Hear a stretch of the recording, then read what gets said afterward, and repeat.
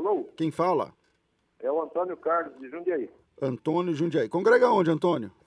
Eu congrego na Assembleia de Deus aqui no bairro do Jardim São Camilo, Ministério Belém. Legal. Bem-vindo. Vamos lá, Antônio. Viu? Eu gostaria de perguntar aí sobre o Apocalipse, lá quando Jesus vier para arrebatar a igreja, quando fala todo olho verá, será para o arrebatamento ou será para o juízo final?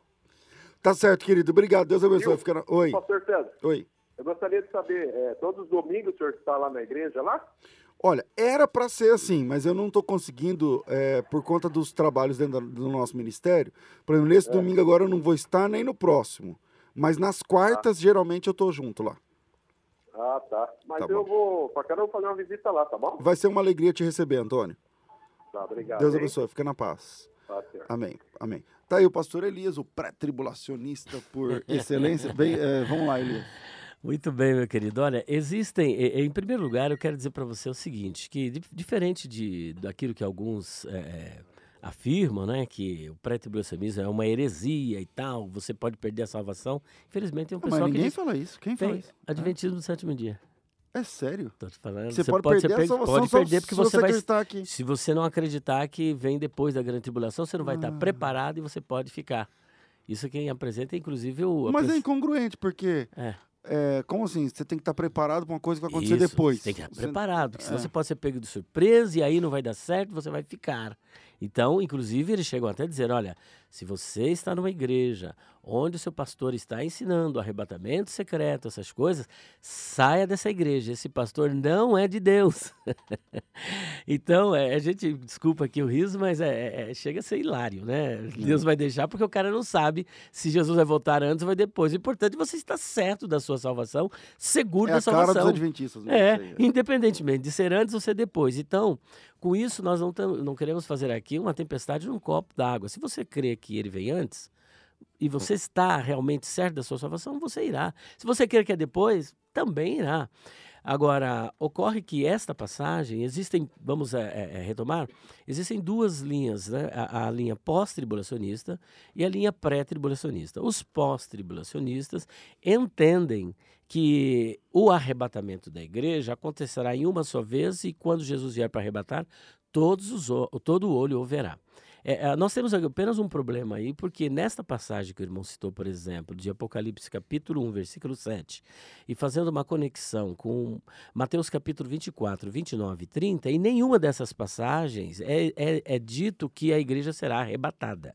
Não fala de arrebatamento, apenas diz que é vindo com as nuvens e todo olho o verá. Então veja que nestas duas passagens Jesus está vindo com as nuvens. Agora, quando você vai examinar, por exemplo, a passagem sobre o arrebatamento, que está em 1 Tessalonicenses capítulo 4, versículo 16 e 17, que é a passagem onde aparece o verbo grego harpazo. Harpazo é tirar, arrebatar, tirar com violência. Ali não diz que todo olho o verá. E outra coisa que não diz que ele vem com as nuvens, muito pelo contrário.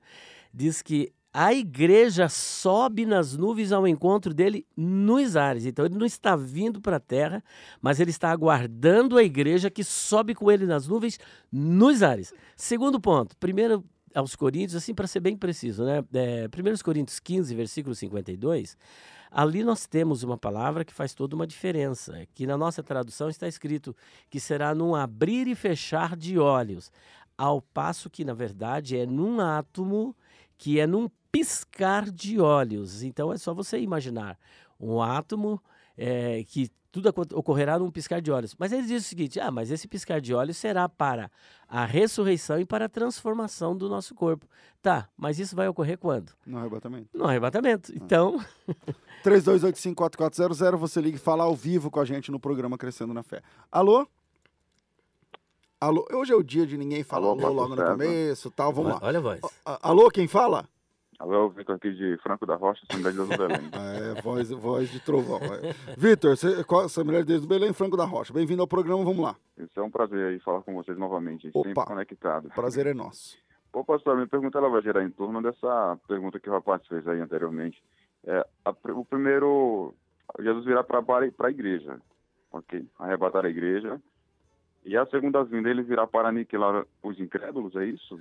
Tá, hoje é o dia, então, das perguntas pré-tribulacionistas. Obrigado, Vitor. Deus abençoe. Amém, querido. Amém. Vamos lá, Elias. Você Então- defende que Jesus vai voltar 2 vezes. Então, como é que funciona as 2 vezes que ele volta? Então, o questionário...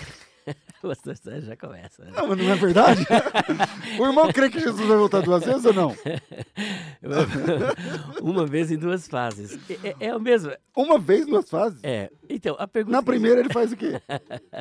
Arrebata. E fica aqui na terra. Não, Então ele vai embora. Então, que lá em 1 aos Tessalonicenses, capítulo 4, 16, 17, pastor César, e lá não mostra Jesus descendo aqui na terra. Muito pelo contrário, ele é vindo, só que ao invés dele vir com as nuvens, lá diz que a igreja vai ao encontro dele nas nuvens. As nuvens ficam na terra? Então, aí é que está, para encontrá-lo nos ares. Então, mas as nuvens ficam na terra? Ele vem até aqui nas nuvens, até aqui. Não, ele não vem nas nuvens, não diz que ele vem nas Não, nuvens. ele chega até as nuvens. Então, não diz que ele vem nas nuvens. Diz que nós vamos encontrá-lo nos ares. Não diz que é nas nuvens, apenas que é nos ares. Falou assim, ele vem e nós vamos lá. subiremos. 16, 17 diz assim: porque o mesmo Senhor descerá do céu, com alarido, com voz de arcanjo, ao som da trombeta de Deus. Os que morreram em Cristo estarão primeiro. Depois nós que ficamos vivos, subiremos... Com eles nas nuvens. Com eles quem? Com os mortos que foram ressuscitados. Nas nuvens. Para encontrar o Senhor. Para encontrar nos ares. Eu acho assim, honestamente, como eu disse, sim, não é uma sim. coisa tão importante, né? Uhum. Um anacronismo, por exemplo, Jesus vir até os ares, nós subimos até as nuvens, para depois ele descer de novo. Faz sentido isso?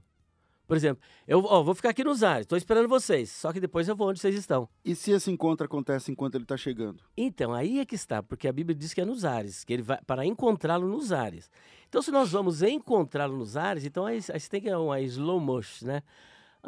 Estou chegando, vem subindo rápido que eu estou chegando até descer a terra. Fica uma coisa meio assim também, eu penso que meio contraditória, né? A velocidade se torna um problema nesse caso. Não é a velocidade, se torna incongruente o fato de, por exemplo, se eu já estou vindo para a terra, Certo. por que não transformar e levar para os ares para depois descer de novo? Então, assim, é algo para se pensar, né? Agora, quantas pessoas me perguntam, poxa vida, mas uma vinda em 2 fases? Aí eu pergunto, quantas ressurreições haverá? A Bíblia diz assim, olha, bem-aventurado aqueles que fazem parte Da primeira ressurreição. da primeira, porque a segunda ressurreição é a segunda ressurreição para os perdidos, não é isso? Os ímpios. Mas essa primeira ressurreição, quantas ressurreições haverão? Porque se diz que é só a primeira, então tem Não, que ser são uma... duas. São duas. Não, digo assim, da primeira tem que ser uma só, tá certo? Da primeira tem que ser uma fase só. Só que, por exemplo, quem inaugura a ressurreição com o corpo glorificado? Cristo. Cristo, ele é as primícias. Sim. Só que depois de Cristo, a igreja que é arrebatada. Você tem também a ressurreição das 2 testemunhas. Então já não é mais uma, são 3. Só que a Bíblia fala de uma. Então é algo também que a gente precisa pensar. Assim como se torna incongruente, a gente chama até, como o pastor César é especialista no hebraico, a gente chama isso de ruká. Ruká é um estatuto suprarracional. Existem coisas que fogem à nossa mentalidade cartesiana. Então, uma ruká é um estatuto suprarracional. Existem coisas que você não encontra conexão. A virgindade, Jesus nasceu de uma virgem. É incongruente para a nossa mentalidade humana. A doutrina da Trindade, 1 é 3, 3 é 1, também é incongruente. Um dia, 1000 anos, 1000 anos é um dia, também é incongruente. Então, existem coisas que não dá para você matematicamente dar esse tipo de explicação. Mas explica, por exemplo, as ressurreições. Se é uma só, eu já estou vendo 3. Mas ele diz que é só uma. Não, Então, peraí, são mas- fases, são uma ressurreição que acontece numa parte, depois da segunda, Mas essa depois da ressurreição terceira. de Cristo, você quer colocar como sendo uma já? Claro que é. Então Cristo é uma. É uma então, ressurreição a para a igreja glória. já é a segunda. Não, aí Então é- sem as 2 testemunhas já está errado. Não, então, filho, é justamente... Ó, chamei de filho agora, né? Mas, pai, quer dizer que... Quer dizer que se Jesus é contado como uma ressurreição, ele é a primeira, a igreja arrebatada é a segunda, E então a de já... Elias e Enoque, a de...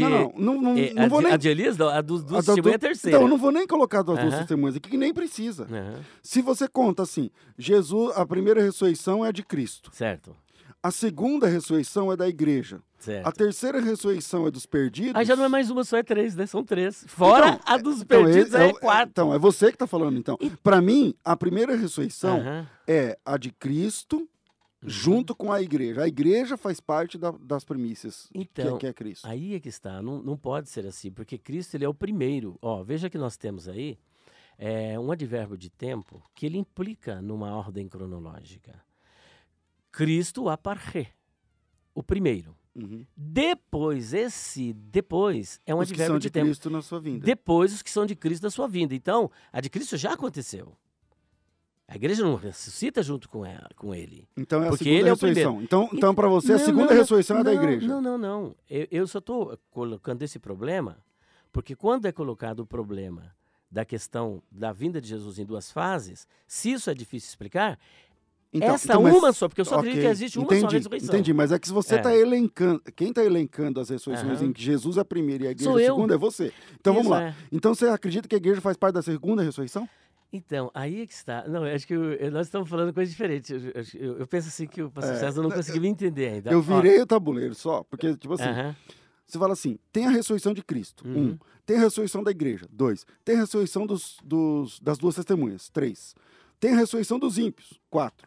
Aí você fala assim, ok, vamos acreditar que essa sua descrição que tá na Bíblia está correta. Sim, mas que a ideia de separar em primeira, segunda, terceira e quarta, que está sendo sua, eu nunca vi ninguém apresentar, está correta. Então, a minha pergunta é, sendo assim, a igreja não faz parte da primeira ressurreição para você? Então, é aí que o pastor, com todo respeito, não entendeu o que eu estou querendo dizer.